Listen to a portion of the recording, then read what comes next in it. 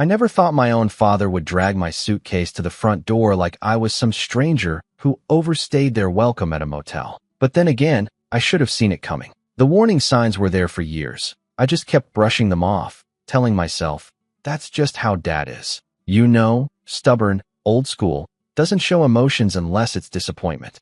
I'm Sean, 26, and until 3 weeks ago, I was living in the guest room of the house I grew up in. Emphasis on was. For context, I didn't exactly have a dramatic fall from grace. I wasn't partying every night or mooching off my parents without a second thought. I had a job, remote, freelance web development, which wasn't always consistent but paid enough to keep me afloat. When the lease on my old apartment ended last year and the rent doubled overnight, my parents offered, more like suggested, I moved back home for a bit to save money. I didn't really want to. I knew living with them again in my mid-20s would be, let's say, complicated. But I agreed, thinking it would just be temporary. 6 months, max. That was the plan. At first, it was okay. Mom was thrilled to have me around again, or at least she pretended to be. She'd cook dinner and asked me to join her while she watched her cheesy medical dramas. Dad was more reserved but civil. We had this unspoken truce. I stayed out of his way, and he stayed out of mine. It worked, until it didn't. The first time I felt something shift was during a Sunday lunch. Mom made roast chicken, the kind she knew I loved, and we were all seated at the table, me, her, and Dad, who was already 2 beers in by the time I sat down.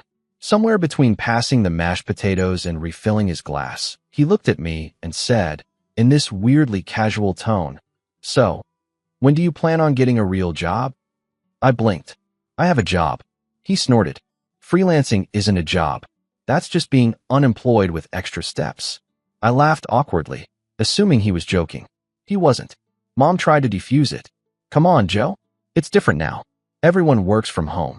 But he wouldn't let it go. If he's working so much, how come he's home all day, every day?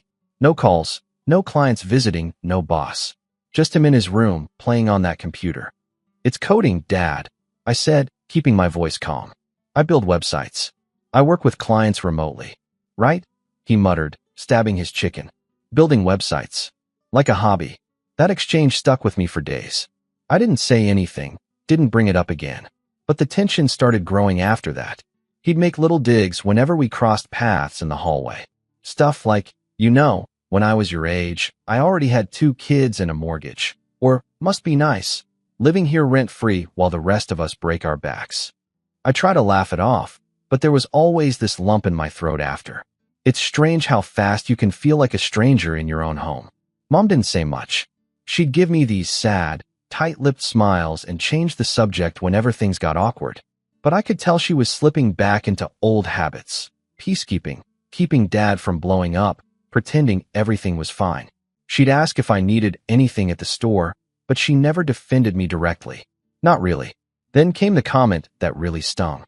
I had just wrapped up a huge client project, a full e-commerce redesign that took me 3 weeks and paid me more than what Dad probably thought I was worth in a month. I mentioned it casually over breakfast, feeling kind of proud. "Well," Dad said, sipping his coffee, "maybe you can finally start paying your way around here, huh?" I looked at him. "I've been buying groceries, helping Mom around the house, fixing the router every time it breaks. That's not paying your way. That's being a decent house guest." The word house guest slapped harder than I expected. It was subtle, but clear. I wasn't part of the family anymore. I was a burden. A freeloader, as he would later say more explicitly. Still, I didn't argue. I didn't pack my bags and storm out.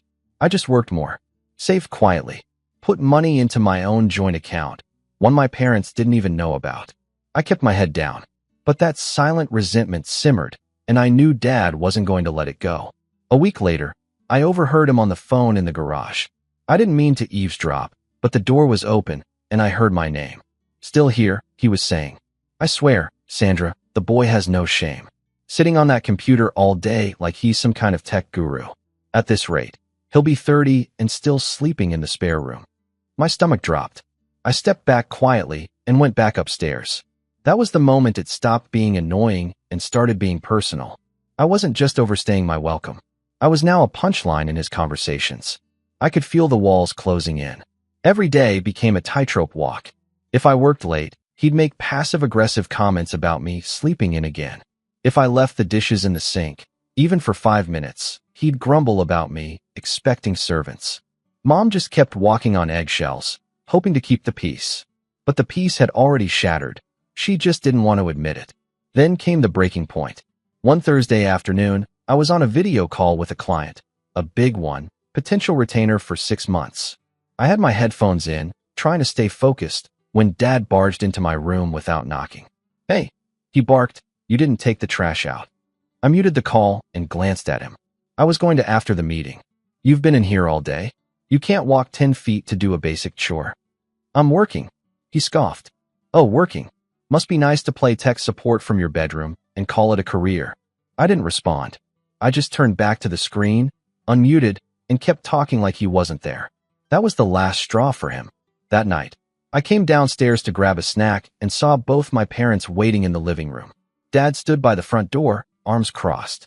My duffel bag was on the floor next to him. My backpack too. "What's going on?" I asked, already knowing the answer. "You're nothing but a freeloader," Dad snapped. "It's time you grew up. Found your own place. This isn't a shelter." I turned to Mom, hoping for some sign of support, anything. She didn't meet my eyes. Just said softly, "Maybe it's time you stopped relying on us." There was no yelling, no screaming, just this cold, calculated rejection. I stared at them for a long time, then slowly picked up my bag. I didn't argue. I just left. I didn't cry that night. Not at first. I checked into a cheap Airbnb, lay down, and stared at the ceiling. Not out of sadness, but shock. Like I'd been exiled from my own life. 3 weeks passed. I didn't reach out. Didn't respond to their texts. I just worked, harder than ever. Got the retainer deal. Picked up 2 more clients. Started setting things in motion that I had kept on the back burner for too long. Then, last Friday my phone lit up. "Why can't we access the joint account?" It was Mom's number. I stared at the message, thumb hovering over the screen, before replying. "Ask the freeloader." 10 minutes later, my aunt was calling and blowing up my phone. But I didn't pick up. Not yet. Because they didn't know what I had done. Not yet. And that's when things really started to unravel. I didn't respond to my aunt's calls right away. I just watched the phone ring, over and over again. The name, Aunt Delia, lighting up the screen like some kind of warning siren. First her, then Uncle Dave. Then, oddly enough, my younger cousin Amanda, who I hadn't heard from in nearly a year. Not since she borrowed $300 and then ghosted me when I gently reminded her to pay it back. That was the moment I realized something bigger was going on. But before we get there, I need to explain what they meant by joint account. Because yeah, I technically set one up a few years ago. It was supposed to be a safety net.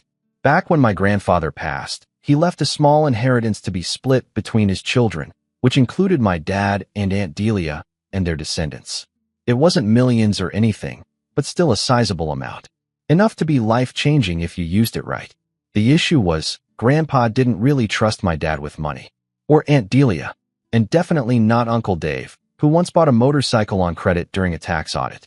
So instead of giving it to them directly, he gave me power of attorney over the portion allocated to our branch of the family. I was 21 at the time. Everyone agreed it was fine, just paperwork, Dad had said, waving it off. Mom even smiled proudly and told me, "He trusts you, Sean. That's special." I took it seriously. I didn't touch the money, not unless it was agreed upon.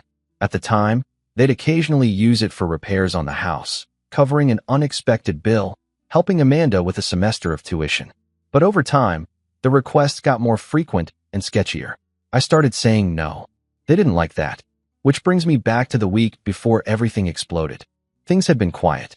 Too quiet. No texts, no calls. Not even a "we miss you" from Mom, which I thought I'd get eventually. I told myself I didn't care, that I was used to being the scapegoat. But deep down, it hurt. Every time I saw a mother and son walking together, or even passed a family eating at a diner, something clenched in my chest. It's like they had flipped a switch, cut me out without hesitation, like I was never a part of them in the first place. Until the joint account froze. That account, the one tied to the inheritance, wasn't easy to access. Grandpa had made sure of that. Withdrawals required 2-factor authentication, which came to my phone, and a password known only to me and the estate attorney. Still, I logged in that morning, just to check. Sure enough, Someone had tried to transfer $8,000 out of it twice, and both were flagged as unauthorized. Then I saw it, a name that made my blood run cold. Amanda. She had somehow added herself as an authorized user, or at least tried to, which was impossible unless someone gave her my personal information. I sat there, staring at the screen in disbelief. Not even angry at first, just stunned. I had trusted them. All of them. Now I could see it clearly. This wasn't a family misunderstanding. It was coordinated. A few hours later, the texts started rolling in. MOM. Why is the account locked? We need to transfer the tuition payment. Aunt Delia. Sean, your dad said you were acting out. Please don't be vindictive. Dad. Don't ignore your family, Sean. This money belongs to all of us. Amanda. I'm just trying to finish school, you selfish jerk. I felt this tight pressure in my chest, like I'd swallowed a live wire. And then came the kicker. A message from my mom. I know your father can be harsh sometimes, but you're acting like a child. You're punishing everyone just because we asked you to grow up. That money isn't yours. That line. That money isn't yours. That's when something inside me snapped. Let me rewind just a little to paint the full picture of what I was dealing with. Growing up, I was always the responsible one. The one who didn't make waves. The one who stayed quiet during arguments and offered to do the dishes even when it wasn't my turn. Amanda? She was the golden child. Always trying her best, even when she was clearly coasting through life. She wrecked her first car? She's young. Lost a scholarship because she partied through her sophomore year? College is hard. Skipped my birthday dinner 2 years in a row because she forgot? Don't hold grudges, Sean. Every family event revolved around making her feel supported. Meanwhile, if I so much as brought up that I was stressed from work or dating trouble, the mood would shift like I was bringing everyone down. I was useful. That was my role. Quiet. Reliable. Useful. So I kept playing the part. Even when I got the power of attorney. Even when they came asking for just a little bit to cover Amanda's summer in Spain or to fix the washing machine they'd been meaning to replace. It wasn't until I moved back home that I started realizing just how deep the favoritism ran. There was one night, about 2 months before they kicked me out. I was sitting in the living room, watching TV after a long coding session, when Amanda barged in, unannounced. Mom. Dad. You won't believe this, she shouted. Turns out she'd overdraft her personal checking account. Again, and her landlord was threatening to kick her out. They didn't yell. They didn't scold. They didn't ask what she spent her money on. They turned to me. Sean. Dad said, like it was the most natural thing in the world. Can you help your cousin out with rent this month? I blinked. Why would I? She's family, Mom added quickly. She's just going through a rough patch. I looked at Amanda, who was already scrolling through her phone like this was settled. I don't think that's a good idea, I said slowly. We've already helped her twice this year. She needs to figure out a plan. Dad's face hardened. You're seriously going to let your own cousin get evicted? She's not getting evicted, I said. She's just going to have to deal with the consequences of overspending. You're being cold, Mom whispered, disappointed. What happened to you? And just like that, I was the villain. So yeah, when they tried to access the account without telling me, even after kicking me out, it wasn't a surprise. Not really. What was surprising was how far they were willing to go. Later that evening, I got a call from the estate attorney. I just received a strange request from your father, he said. He's asking to have the account transferred into his name. Claims you're mentally unwell. I froze. He what? He submitted a letter. Not notarized. But it accuses you of erratic behavior. Says you've been acting unstable and vindictive. Wants to assume full control of the account to protect family interests. I sat there in stunned silence. He's trying to get me removed? I finally asked. That's what it looks like, the attorney replied. I told him I wouldn't proceed without your consent. But Sean, I've seen this before. You need to be careful. They're building a narrative. My chest felt like it was imploding. That wasn't just betrayal. That was character assassination. I didn't sleep that night. I just paced the tiny Airbnb living room, rereading every text, every message, thinking back on all the times I let things slide. The birthday they forgot.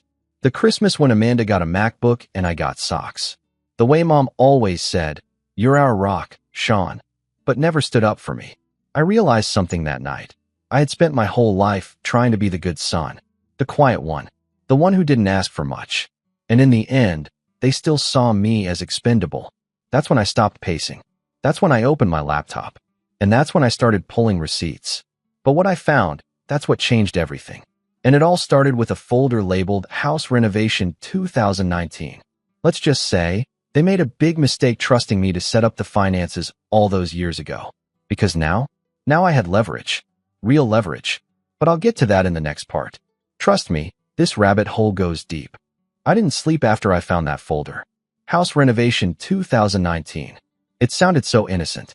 A file my dad had asked me to help organize years ago. I remembered setting up a budget spreadsheet back then, but I hadn't looked at the folder since. I only opened it now because I was trying to catalog every instance where the inheritance money had been used, above board or not. And that's when I found the receipts. Literal receipts.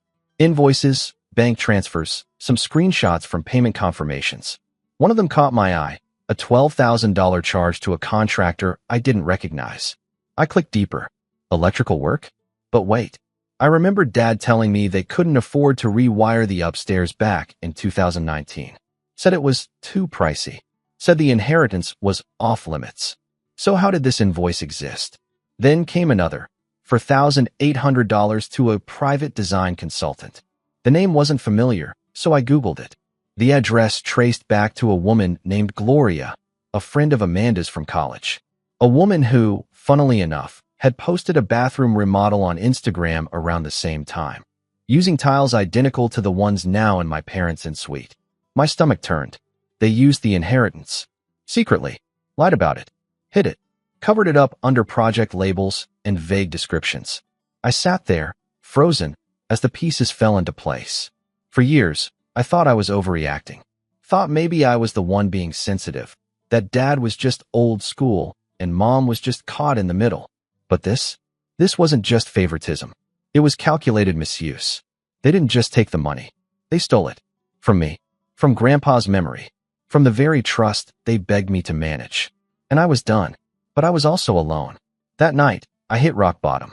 I stared at my laptop screen until my eyes burned. The Airbnb was silent except for the occasional hum of traffic outside.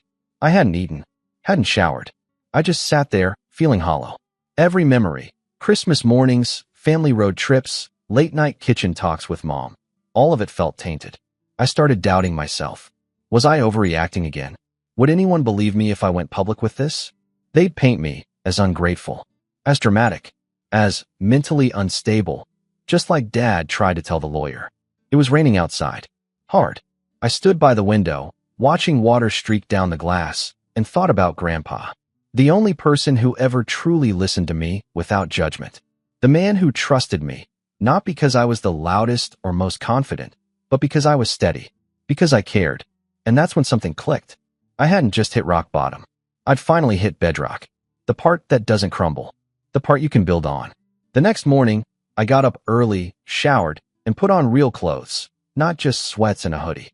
I walked to a nearby cafe with my laptop and headphones, sat down with a strong cup of coffee, and opened a fresh document titled Rebuild. It wasn't just about revenge anymore.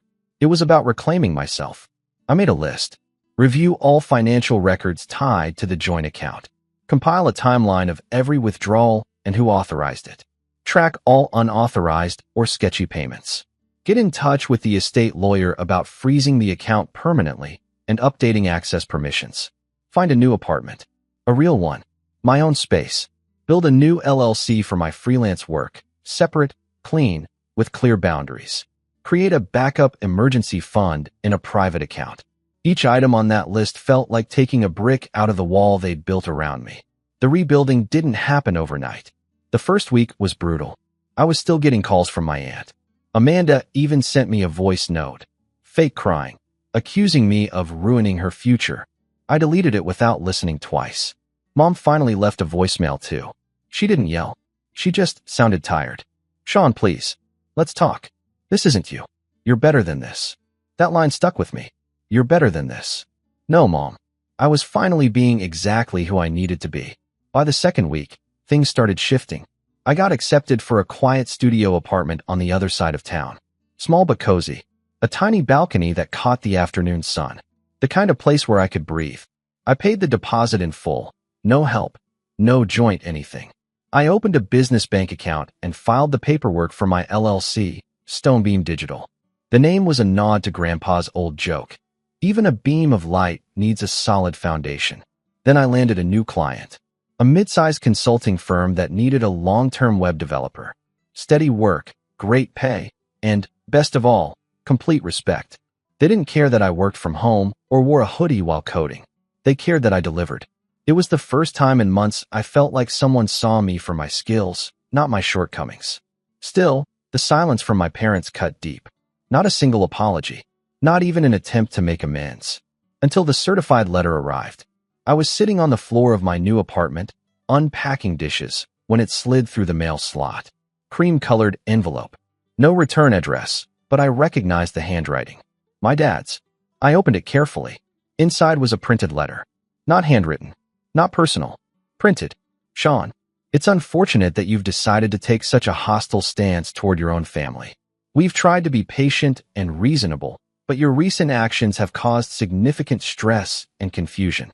As the original heads of this household, your mother and I believe we are entitled to continued access to the family funds. We request that you immediately reinstate joint permissions and transfer decision-making authority to a neutral third party. Your Aunt Delia has volunteered. Failure to cooperate may result in legal escalation. We are deeply saddened that it has come to this. Dad. No signature. No love, Dad. Just cold, professional distance. They were serious. And I was furious. But not panicking. Because by then, I had everything I needed. The spreadsheets. The receipts. The emails. The intent. I sent a copy of the letter to the estate lawyer, along with the files I'd gathered. He called me 20 minutes later. This, he said, is exactly what we needed. I'll begin proceedings to lock down the account and open an inquiry into misuse. My hands trembled as I hung up. I wasn't scared.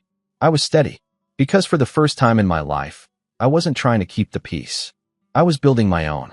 But then, a week later, just when I thought things couldn't get any lower or any more absurd, I got an alert on my phone. Joint account activity. Except the account was supposed to be frozen. And when I checked the app, I saw a name I hadn't expected. Uncle Dave. Somehow, he had tried to reopen the account using fake credentials. And that's when I realized. This wasn't just my parents. This was the whole family. I wasn't dealing with a few manipulative relatives. I was dealing with an operation. One that was about to be exposed. And I had the matches to light the whole thing up. I didn't react right away when I saw Uncle Dave's name pop up on the account activity alert. I just stared at the notification, blinking slowly, like maybe I'd read it wrong. Maybe it wasn't him. Maybe it was some weird glitch or some unrelated person with the same name. But no, his full name was right there. His email, too. And the IP address that tried to access the joint account from the same city he lived in. He wasn't subtle. So now Uncle Dave had entered the game. And that confirmed something I'd been trying to deny. This wasn't just about my parents. This was bigger. They were coordinating. Talking behind my back. Plotting. And for what? A joint account they had no legal access to? Money that was never even promised to them. I sat there for a few minutes, the light from my laptop screen flickering against the wall of my new studio apartment. The place still smelled faintly of paint and cardboard boxes. I hadn't even fully moved in yet. But suddenly, none of that mattered. Because now it was game on. I wasn't just going to defend myself. I was going to set the record straight. And maybe, just maybe, burn a few bridges while I was at it. But this wasn't going to be a screaming match or some childish public meltdown. I didn't want vengeance with fireworks. I wanted precision. And most of all, I wanted receipts. I spent the next 3 days doing nothing but digging. I didn't work. I didn't stream. I barely slept. I just combed through every digital folder I had access to, backups, cloud storage, old email threads, documents I hadn't opened in years. I remembered how many times my parents asked me to handle the paperwork over the years. Grandpa's estate, renovation budgets, Amanda's loan agreements, which, by the way, were written like a child's wish list with zero interest or due dates. I organized everything into 4 folders. Unauthorized expenses, deception and misuse, inheritance access attempts, communication logs. Each folder had dozens of files. And as I compiled it all, I noticed something interesting, a pattern. Every time the inheritance funds were used, my parents always came up with a moral justification. Sean, this is for your home too. It's just temporary. We'll replace it next month. Amanda is family. We help family. But it was never temporary. And they never asked. They assumed. Demanded. Guilt-tripped. And I had proof. So now it was time to prepare the next step. Exposure. But first, I needed someone on my side. Not a lawyer. I already had the estate attorney handling the account itself. I needed someone inside the family. Someone with knowledge, or at least influence. And weirdly enough, I thought of my cousin Ben. Ben was Uncle Dave's oldest kid. He was 29, a nurse, and had always kept his distance from family drama. He wasn't close with Amanda or my parents. And at Thanksgiving, he was usually the one sitting in the corner with headphones in, watching football on mute. We hadn't talked in years, but I remembered him being fair, quiet, but observant. So I sent him a text.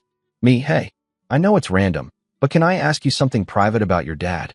It took 2 hours, but he replied, Ben, you mean the recent family money nonsense? My eyebrows shot up. I typed fast. Yeah, you heard about the account. Ben, my dad's been ranting about it all week. Said you're holding everyone hostage. I didn't really know what he meant. I'm not. I'm protecting Grandpa's will. They're trying to take funds illegally. Ben, I believe you. Just like that. No hesitation. I exhaled a breath I didn't know I was holding. Do you know if your dad has copies of any documents? Or has said anything about trying to override the POA? Ben, he mentioned something about forcing a vote.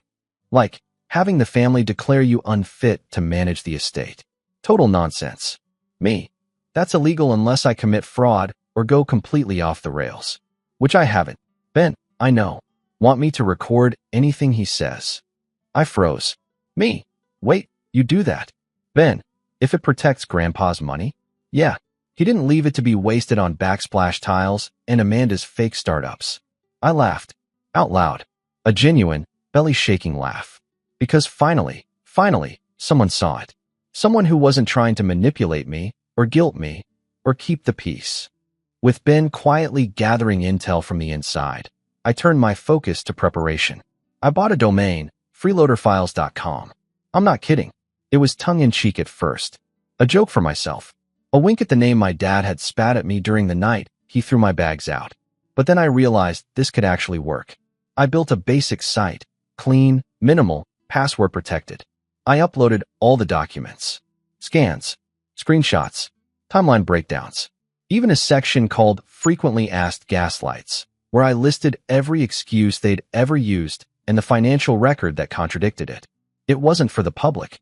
It wasn't even for legal authorities, though I made sure everything was accurate just in case. It was for them. A mirror. One they couldn't look away from. I also prepped a document I called the Legacy Letter. A 12-page PDF addressed to my mother. Not accusatory. Not bitter. Just honest. I told her everything. What I knew. How it felt. The nights I sat in my car wondering if I was the crazy one. I told her how much it hurt to hear her say, "Maybe it's time you stopped relying on us," when I had spent my entire life carrying them. Quietly, without complaint. The last line of the letter read, "If you still believe on the freeloader, then you're welcome to show this letter to the lawyer. But if you read this and feel even the smallest flicker of guilt, then maybe the person you've been relying on this whole time wasn't me. It was the version of yourself that didn't have to face the truth." I attached the link to freeloaderfiles.com at the bottom. Password protected, of course. The password? Backbone. By the end of the month, everything was in place. Ben had recorded 2 phone calls with Uncle Dave, both of which included damning statements about getting Sean out of the picture and using Amanda's name if we have to. The estate attorney had officially locked the account, pending a full audit. I had my new business up and running, 3 steady clients, and a calendar full of meetings. And most importantly, I was ready, not just for the confrontation, but for the shift, because this wasn't just about exposing what they did. It was about resetting the roles. I wasn't the scapegoat. I wasn't the helper. I wasn't the mature one holding the family together. I was done, and I had one last step. A family group text. I never used it. Ever. Not even for holidays. But now I opened it up, scrolled to the top, and typed just 4 words. Read this. Carefully. Then I dropped the link and hit send. I didn't expect a response right away, but 20 minutes later, my phone started ringing. It wasn't Dad. It wasn't Mom. It was Amanda. calling me for the first time since she accused me of ruining her future. And I was about to pick up, but not to explain, not to apologize, to ask her one question. Who told you could lie about me and get away with it? Amanda's name lit up my phone like a flare in the dark. I let it ring 4 times before I answered. Hello, I said, calm and flat. She didn't say hi, didn't ask how I was. Her voice hit the air like a slap. What is this? She snapped. That website. Those files. Are you trying to ruin us? I didn't answer right away. I let her stew for a beat. I wanted her to feel the silence, let it itch and crawl and press against her until it cracked. Then I said, you tried to steal $8 grand from an account you don't have legal access to. That was a mistake, Dad said. Oh, so you're admitting it now? She sputtered. You're blowing everything out of proportion. You made this expose, like you're some kind of whistleblower. We're your family, Sean. You were my family, I corrected. Until you decided I was just an ATM with Wi-Fi. I needed help. You needed accountability. She paused. Ben betrayed us, she finally muttered. Ben protected Grandpa's wishes. Just like I did. Just like you didn't. Click. She hung up. I sat back in my chair, closed my eyes, and exhaled. It wasn't revenge yet. Not entirely. But the cracks were starting to show. The next 48 hours were biblical. It started with Dad. He showed up at my apartment. Yes, showed up. No warning, no text, just banged on my door like a landlord with an eviction notice. I didn't open it. I watched through the peephole as he paced the hallway, red-faced and wild-eyed, waving a printed copy of the legacy letter like it was a warrant. I could hear him through the door. Is this your idea of respect? You humiliate us? You post our personal business on the internet. It's password protected, I said through the door. Only family has the link. So if you're embarrassed, maybe ask yourself why. He went quiet for a moment. Then, you ungrateful little. I opened the door a crack, enough to meet his eyes. Finish that sentence. I dare you. He froze. It wasn't fear. It was shock. He didn't recognize me. Not this version. The Sean who didn't flinch. The Sean who didn't try to patch things up for the sake of peace. You don't get to shame me anymore, I said. You don't get to call me a freeloader after misusing thousands in inheritance funds behind my back. You don't get to throw me out and then ask for handouts. I'm still your father, he muttered. And I'm still Grandpa's legal heir. You don't scare me anymore. He left without another word. The next fallout was faster. Aunt Delia. She emailed the estate attorney, demanding I be immediately removed as power of attorney for being emotionally unstable and vindictive. He forwarded me the email. I replied. Attached were all the call recordings Ben had captured, including one where she clearly said, Sean's too soft. He'll cave eventually. Just push hard enough. I also included a brief timeline of every unauthorized transaction she had requested or benefited from, including the Christmas trip to Aspen she claimed was fully covered by points. Spoiler, it wasn't. The estate attorney's reply to her was beautiful. Dear Delia, after reviewing the evidence provided, there is no legal or ethical basis to remove Sean from his duties. Your actions, however, may warrant further scrutiny. We recommend ceasing further contact unless through legal counsel. 2 hours later, she blocked me on everything. Then came the final act. Mom. No shouting. No emails. No dramatic knocks on my door. She called. Just once. And I let it go to voicemail. When I played it back later, she sounded defeated. Sean. I read the letter. I didn't know about some of it. Or maybe I did, and I didn't want to admit it. I was scared. Your father has always been difficult. I thought if I stayed quiet, it would keep things from exploding. But I see now, silence is part of the explosion. I'm sorry. Not for what he did. For what I didn't stop. I saved the voicemail. Listened to it twice. Then deleted it. Because forgiveness doesn't come from a single voicemail. It comes from change. A month later, the audit concluded.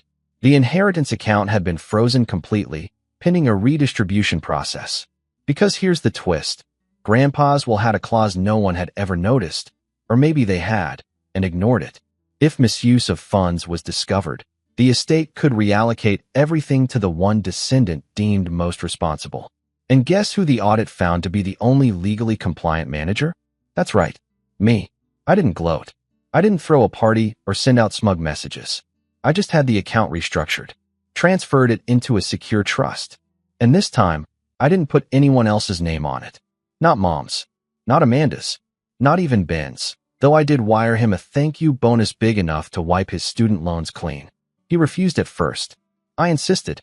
It's not a reward, I told him. It's justice with interest. The final family gathering came 6 months later. A forced Thanksgiving dinner hosted by my grandmother, the only relative not involved in the fiasco. She begged me to come. Said she just wanted one night where people could be in the same room without lawyers involved. I showed up, late, wearing a clean button-down, slacks, and a quiet smile. The room went still when I walked in. Amanda was there, eyes flicking down at her plate. Aunt Delia avoided eye contact. Uncle Dave muttered a hello like his mouth was full of sand. Dad didn't say a word. Mom, she just looked at me like she didn't know whether to hug me or cry. I sat down, ate my food, laughed at Grandma's stories, passed the gravy when asked. The whole time, I didn't acknowledge a single side conversation. I wasn't there to rebuild anything. I was there to mark the line. At one point, Amanda whispered, "Are you ever going to let this go?" I smiled politely. "You think I did this to hurt you?" I said. "I didn't. I did this to stop you." And with that, I stood up, thanked Grandma for dinner, and walked out into the cool autumn air. The stars were sharp that night, cold and clear. I looked up at them for a long time, not because I was searching for answers, because I finally had peace. And if anyone ever asks me why I blew up my entire family over a joint account, I'll say this, because sometimes peace has to be earned, and I stopped waiting for someone to give it to me.